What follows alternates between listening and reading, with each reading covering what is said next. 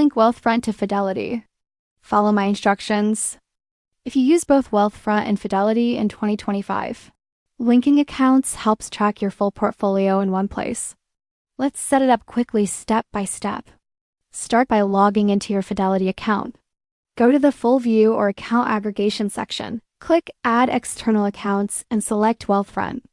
Now log into your Wealthfront account in a new tab. Copy your account login or credentials. Return to Fidelity and paste or enter the Wealthfront info securely. Fidelity may ask for multi-factor authentication. Once verified, it'll pull your balances and holdings from Wealthfront. This helps you track everything under one dashboard. You can now view Wealthfront performance inside Fidelity. Just refresh the page anytime for updated values. It works great for monitoring investments together. Want deeper insights? Fidelity may also show asset allocation and total net worth. This makes financial planning easier with both platforms. And that's how you link Wealthfront to Fidelity in 2025. Thanks for watching.